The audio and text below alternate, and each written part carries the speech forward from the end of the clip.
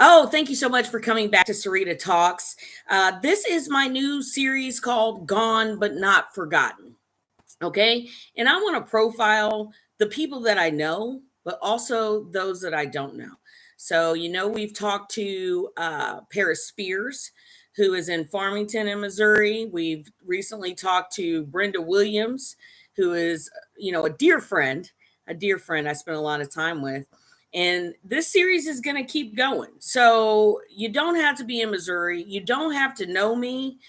If you think that your message, we all have a message that we can share, but I'm profiling people who no one is saying their names. No one is, after a while, and I've said this before, when you're in prison, people forget about you. So once more, let me show you. We're on the phone. We're on the phone with Chillicothe Correctional Center, and my friend, excuse me, I'm sorry, we're going live. So or look at this live video, but we're not a number, but give them your number. She's in Chillicothe Correctional Center, the state of Missouri. Friend of mine, Terressa Cummings. Terressa, I'm going to turn it over to you. Okay, hello, my name is Terressa Cummings. My number is 138915. I am 59 years old. I'll be 60 on June the 20th, and I am in prison for first-degree murder. I have been here for 25 years Jesus. for a crime that I did not commit. And I've always known that you were one of the many people that were innocent. And what's so sad about the state of Missouri is they will lock you up and throw away the key. So there's some important facts about Teressa's case that we all need to know, because Terressa, you did not commit that crime, did you? That's correct, I did not. I was with, at the time, my boyfriend, who kidnapped this girl.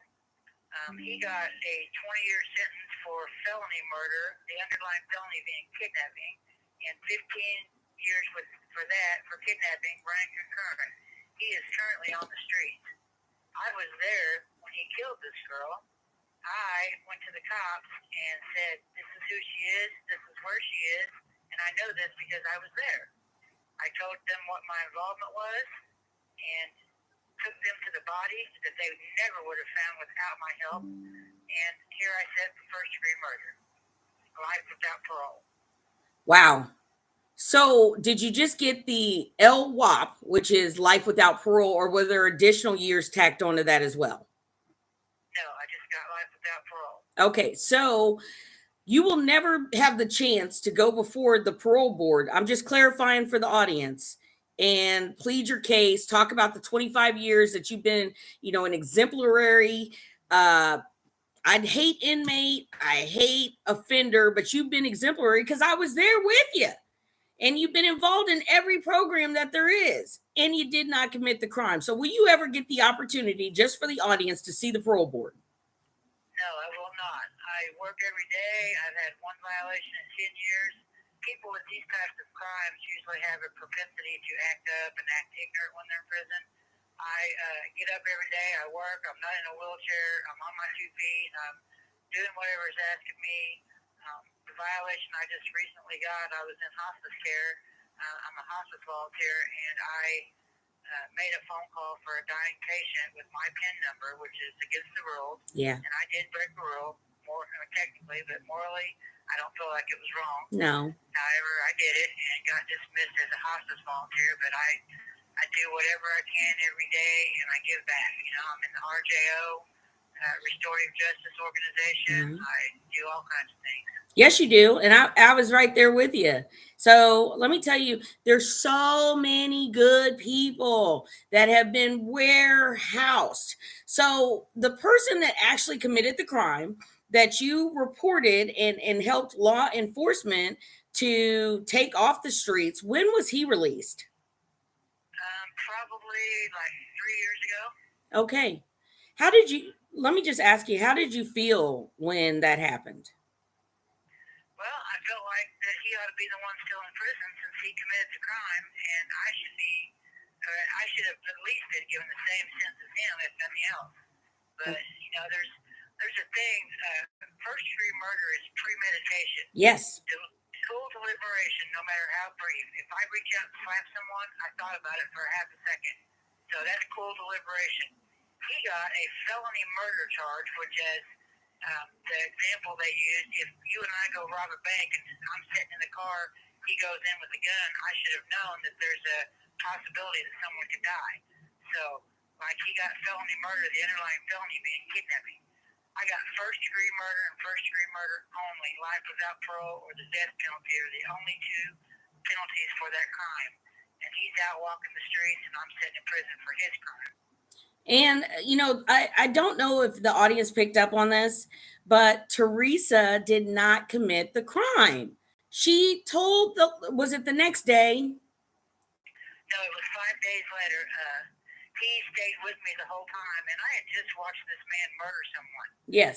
So I was really, really careful. I mean, I'm kind of a street person, so I have a lot of street smarts about myself, so I knew that at any moment I could probably die as well, and I'm really surprised that he didn't kill me.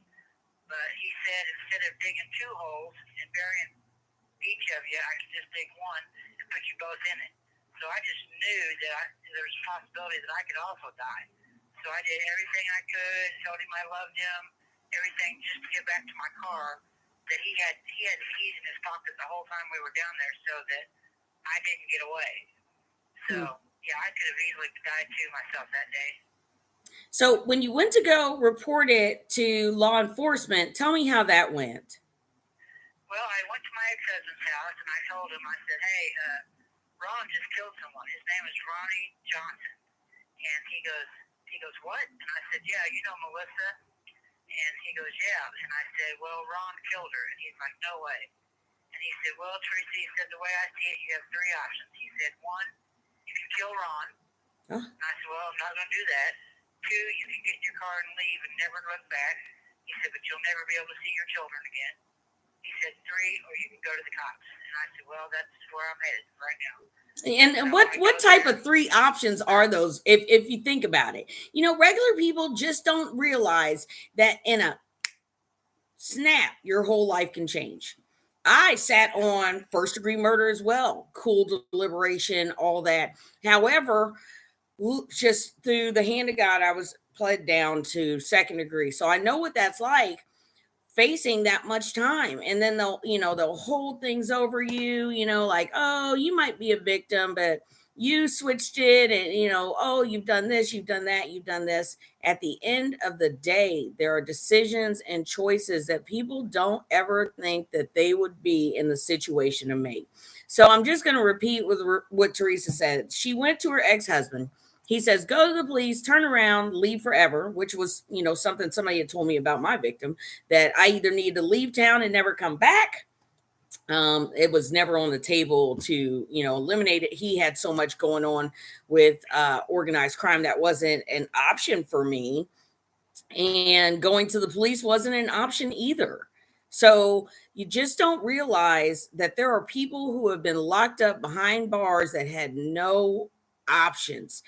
Now, your option that you chose should have got you out of that trouble, but it didn't. It didn't. So you go to the police, and then what happens?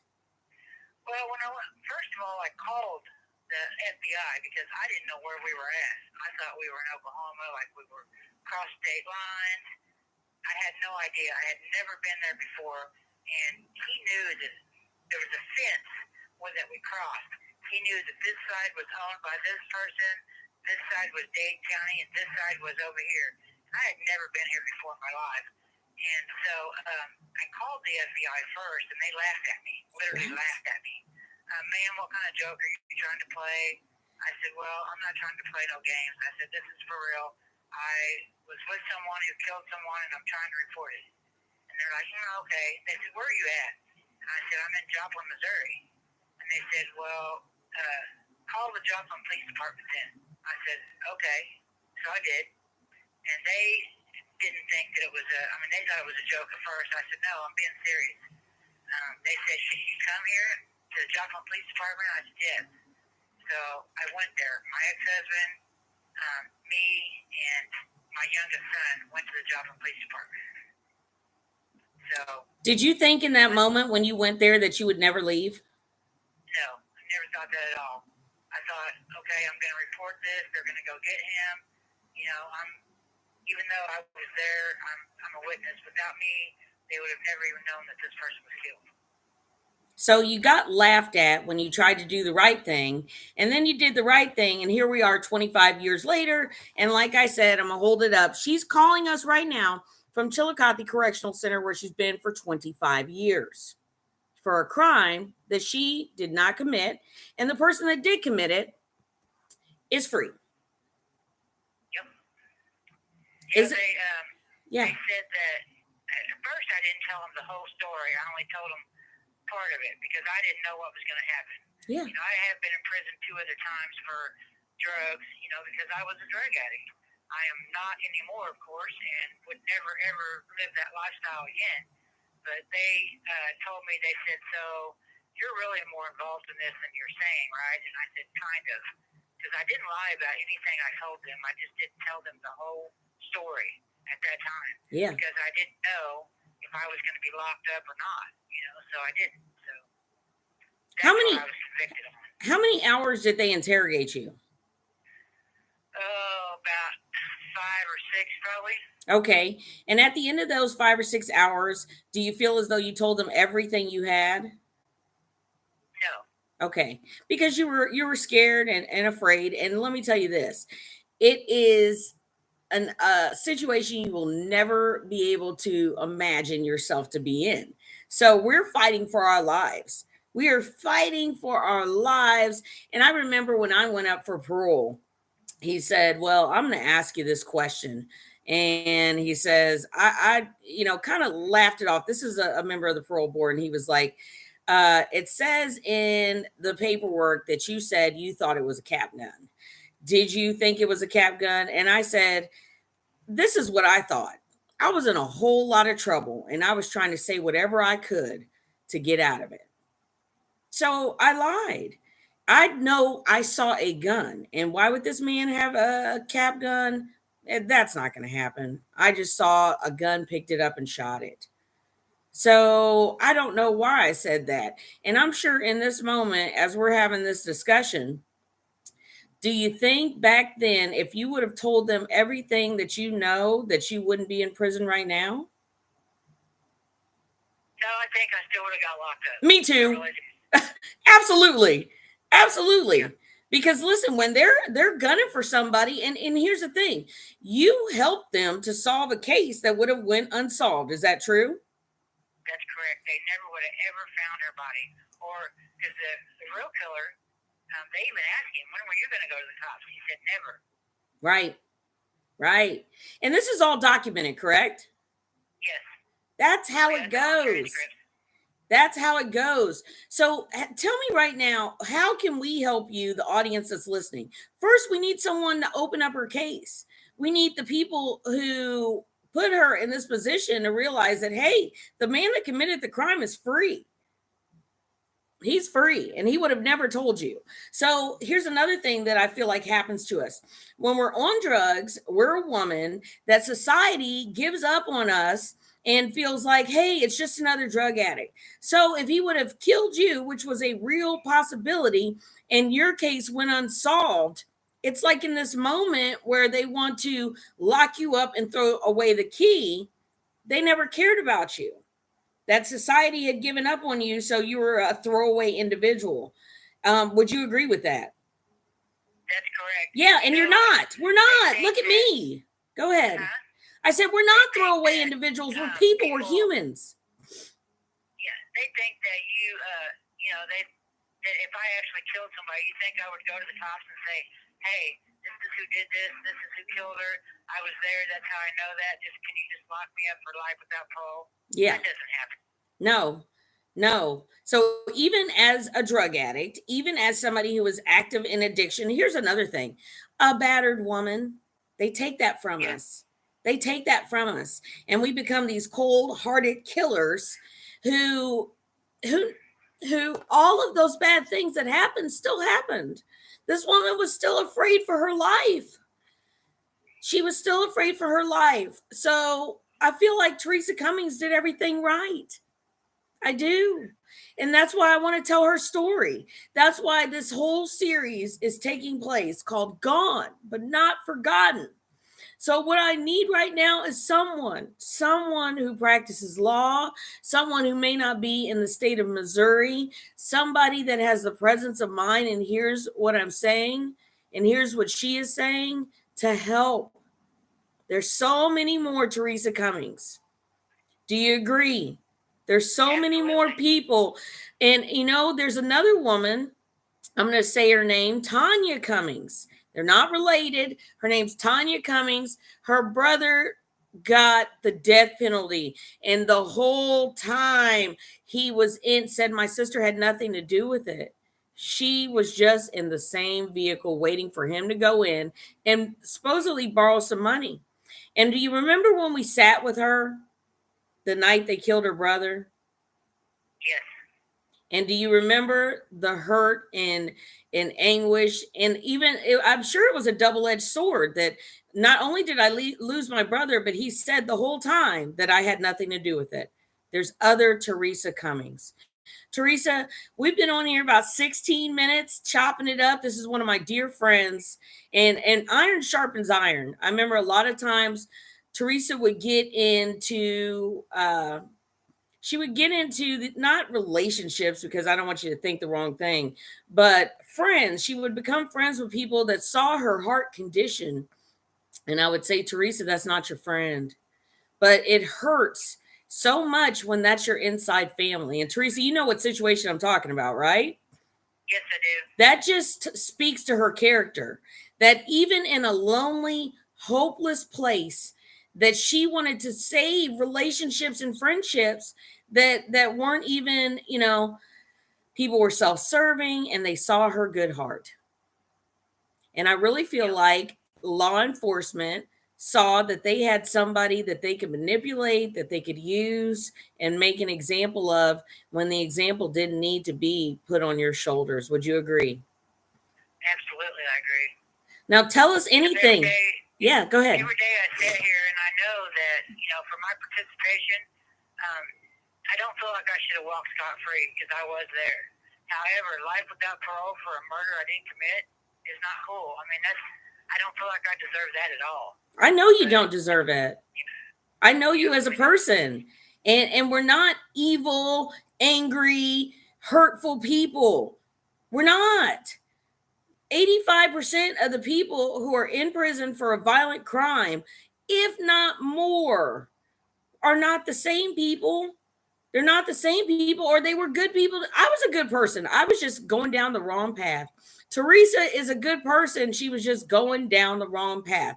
So clearly, anybody, this is a cry. This is a cry out to the world, to anybody that's listening. Help us. Terressa, tell us something to round us out. And we'll leave these the people that are listening with these thoughts in their mind, that there's somebody just like you that got in a bad way. If you can help us, help us. Speaking of my good heart, I met Ronnie Johnson. He was walking down the alley, and he stopped to help me load a dryer in the back of my stepson's truck. I met him on my birthday, June the 20th, and 45 days later, I was in jail for first-degree murder. So, that's the kind of person I am. I'm not a murderer. I am a good-spirited person, like Serena said, and I don't deserve to be here any longer. I would still work. I could be a productive citizen out there. My daughter is in New York. I have loving family. I have a son in the UK. I have another son that's in prison for shooting a law enforcement officer. But, however, I can still be a productive citizen out there. That's I right. love my children, all three of them, no matter anything, what's going on in their lives. But I can still work and make a living for myself out there. That's right. That's right. So if I got to leave you with anything today, I just want to thank you for listening. And I want to give you a call to action to help my friends. Help my friends. And even if I don't know them, they're my brothers, they're my sisters in the struggle. Thank you, Terressa, for coming on. And tune in. For everybody that's listening, thank you. Please help. Amen. Tune in. Gone, but not forgotten. All right.